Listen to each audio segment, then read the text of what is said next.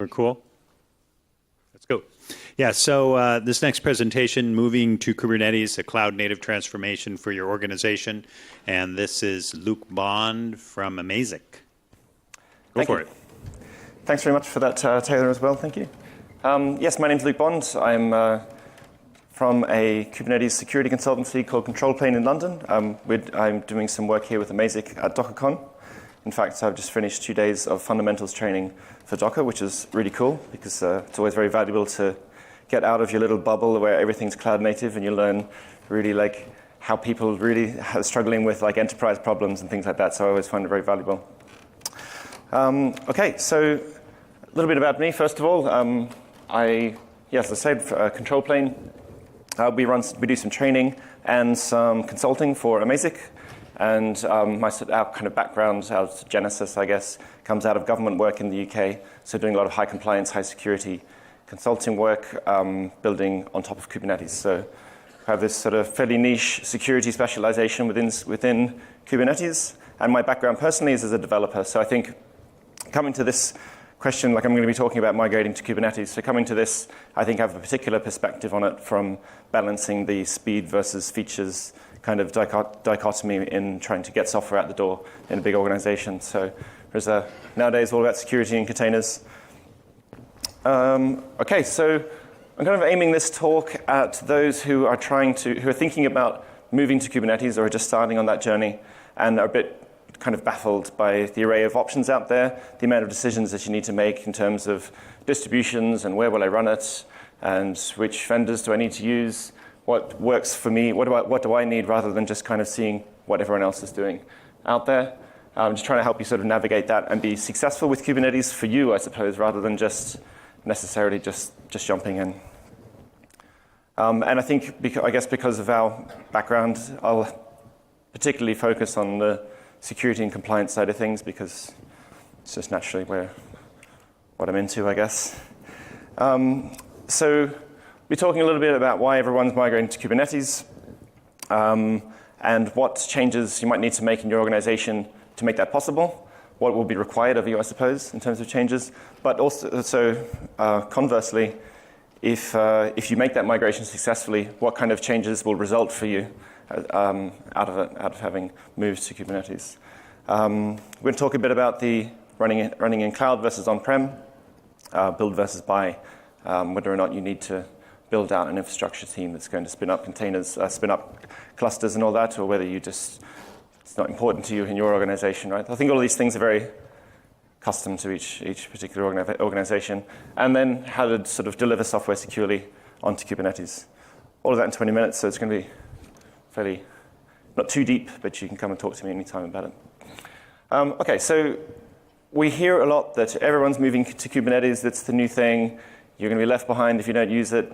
Your organization is going to be overtaken by some more nimble competitor if you don't use it. I think on one hand, a lot of this is true, but it's not exactly true, right? I think that one needs to choose the right approach for each organization to step into it. If you just think, I have to throw away all this stuff that's my bread and butter, that's been making the organization money for years, and use something new, like that's just not how it works, right? And I think but I do think that migrating is important.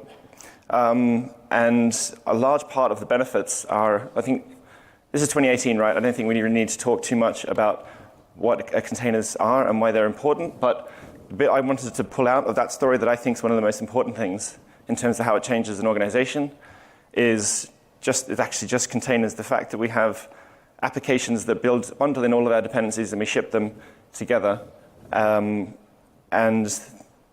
like I say here that it avoids the situation of bimodal IT, which concept I don't like, which is the idea that you can kind of move fast with the newer stuff, but keep the older stuff how it was. I mean, it's massive oversimplification. Gartner probably wouldn't like that. But as a concept, like you run at two paces within your organization for the different kinds of projects you're working on.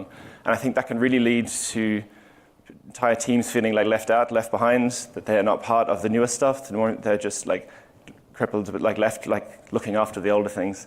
So I think that moving your organization to containers and ultimately to Kubernetes, I think, really helps your organization culturally in this respect and not leaving people behind. And it means that operationally, you deploy things in the same way. You have an homogeneous deployment artifact. There's no like, this application is run with this clunky old bash script, and you've got to remember to press this, press that, type this. You know, like we've all been there, right? But if we're moving to a time where all of our applications are containerized, whether they be modern or not so modern, then that's huge operational simplifications, I think. Lots of benefits there to come from that. Having said that,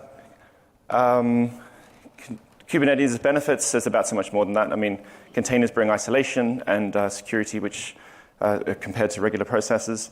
At the cost of some isolation versus VMs, but I think these kind of benefits of containers is not probably that mysterious to a lot of us here. I mean, we're here at DockerCon after all. I think the other thing is that when we start to move to containers, we can pack a lot more into our servers, and we can run a lot more of them. Therefore, we have a scale problem that needs to be addressed with a whole lot of automation and management of our containers, which is where orchestrators come in. And this is ultimately why containers are such a big deal. We can run a lot more of them. Orchestrators will look after them for us. You go away for the weekend, you're running some application that keeps crashing. It'll keep it up, right? These things, you don't have to roll all this sort of stuff yourself. The other thing is that the community adoption behind Kubernetes is just growing and growing. And we had that massive news here last year, or in Copenhagen last year, of Docker adopting Kubernetes. And now, if you are not choosing Kubernetes, I think that then you will then be choosing from a smaller pool of engineers to help you build the thing and to operate the thing. So I think that's another important reason to move to it. And I mean, I'm quite biased towards Kubernetes. I love it, but I think it's probably not a controversial thing to say that its feature set is richer and it's more flexible and more powerful than other systems out there. This is exciting to have a clicker. I don't normally have one. So what will change in your developer and operation teams as a result of moving, or at least as part of moving? You have, with the explosion of open source and developers using a huge amount of open source tooling into our projects, it can be a bit scary to not know what the hell is running in our system, right? If we just switch over to containers and say developers can run whatever they want, then pretty soon we're going to find that we don't know what's running. So that can be a bit frightening. We need, so the borders between our developers and IT and security teams start to sort of shift and blur a bit. Our operations and security teams have been what's defending us against our organizations against vulnerabilities and attacks through what today might look like quite defensive security postures, but actually that expertise is absolutely relevant to securing the way we do containers as well. So I'm going to say here security needs to keep up, but I don't mean as some sort of criticism. I mean, well, it could be, I suppose, it's a matter of opinion, but what I mean is that we need to find a way for all these parts of the organization to work together to move really quickly, and there's a lot of expertise to be shared there. So I'm not talking about. So a lot of people talk about developers will now like run the show at some sort of like revolution, and I think that's really not the case. Not if you're going to be secure anyway.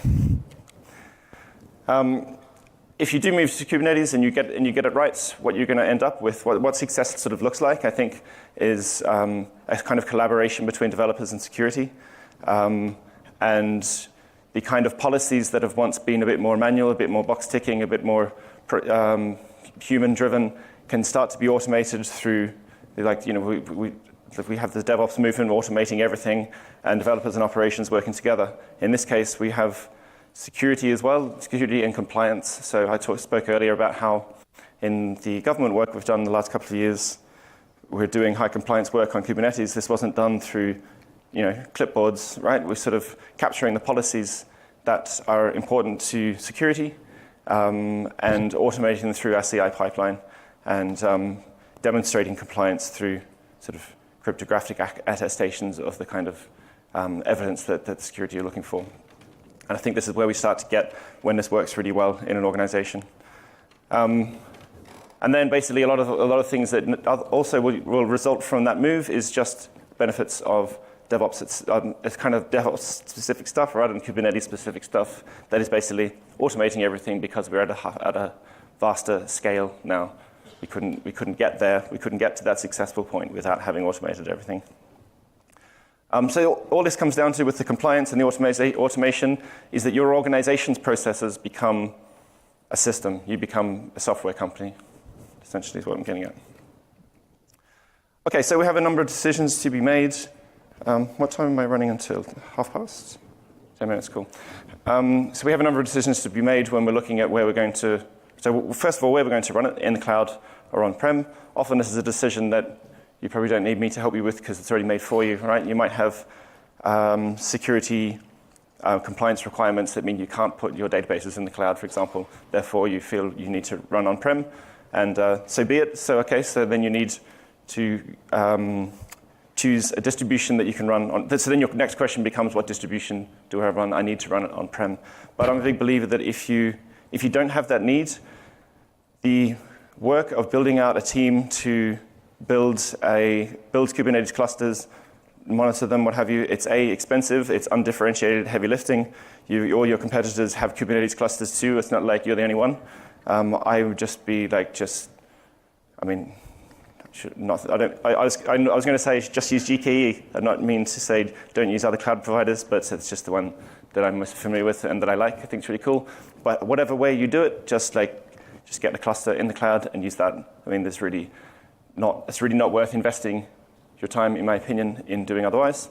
It can have the pricing can be different, but I think the long-term building of and maintaining of those teams and getting people to do that, I think, is not something that is worth doing unless you have a requirement to do so. And many people do. Like I just said, I've been doing government work. They're like, can't touch cloud stuff for many things that they do. So there you go. So you have to make that decision, hosted or on-prem. And then we have distributions. They have different features that you may need. So perhaps if you're interested in mixture of Windows and Linux workloads, then Docker is a good choice. If you don't, then you can sort of choose from any of them and look at the features that suit you the best. Perhaps look at considerations like support, other relationships you have with vendors, and that sort of thing. And what sort of integrations they support with existing authentication you have or what have you. So choose the right thing for you. Then you're going to have a large number of people in your organization that do not know containers, and you're telling them, okay, we're all going to move to containers now. That cultural shift can be quite delicate. I think if it's imposed too heavily from the top down and people don't want it, then I think you can end up training a lot of people, spending a lot of money, and they sort of reject it or don't want to be part of it. I think the best strategy here is to train those who are enthusiastic and who are going to be building your early proof of concepts. They can evangelize that within your organization and really gather some grassroots support.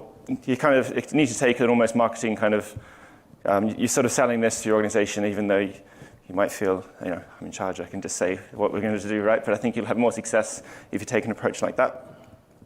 I think choosing a training course that really makes people think and solve problems for themselves, and it's not just like, there's a lot of Kubernetes training courses out there that you copy-paste a lot of YAML and you then think, well, it seems to work, but I don't really know what happened. I just pasted a lot of YAML. In some ways, that's Kubernetes, but try and find something that really makes these students think about how it all works. Come away with an understanding of what a container is fundamentally, and how the networking works, and all that sort of thing. I think that's really important. Secure application delivery. A lot of organizations have a lot of security compliance requirements, and that feeds into the way they build and ship applications, but they don't necessarily know how to do that in a containerized world. So I think this is the next thing to really think about. Make sure that your pipeline is rock solid, that you know where your commits are coming from, you know your build image is assigned, you know that the sources from which you can pull dependencies are whitelisted, and you have enough control, but not like so rigorous control that you're breaking developers' productivity. And ultimately, have an admission controller in Kubernetes that will block deployments that don't meet the policy that's required. I don't have a lot of time to go into this too much, but this is something I can talk about for hours. But you want to sort of gather the information about the meeting of this policy, sign it, store it somewhere, check it in an admission controller.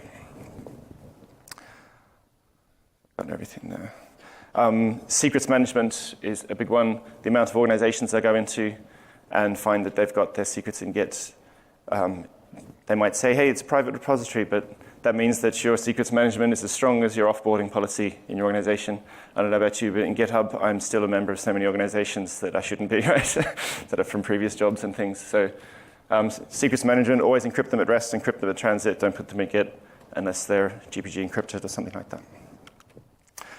Okay, so just to summarize, I just wanted to say, like, your move to Kubernetes, I do think it's critical, but I don't think it's something you should just jump into without planning to be successful.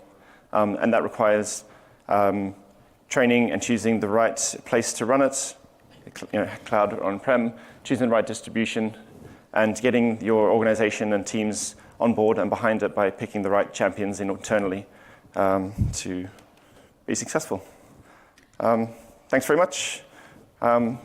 We have a quiz down at the Amazing booth if you want to do it, test your Kubernetes knowledge.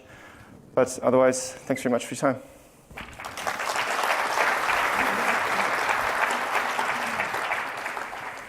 Questions? You have to raise your hand up really high. I don't have my glasses on.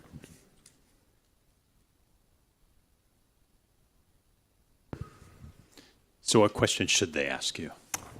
I think the slide about the compliance and security and secure delivery, I think there's a lot in there that people might be like, oh, I'm not doing any of that. How do I do that? I think that's a big subject. But one that can be daunting. There's a lot of information in there, but at least start scanning your images, signing your images, making sure you know what's in them and what's being deployed so that if the next Heartbleed or what have you lands tomorrow and your boss is like, are we vulnerable? And you're like, you don't want to be like, I don't know what we're running. Right? So I think that's important. At least start there. Great. Anything else? Well, then thank you again. Thanks.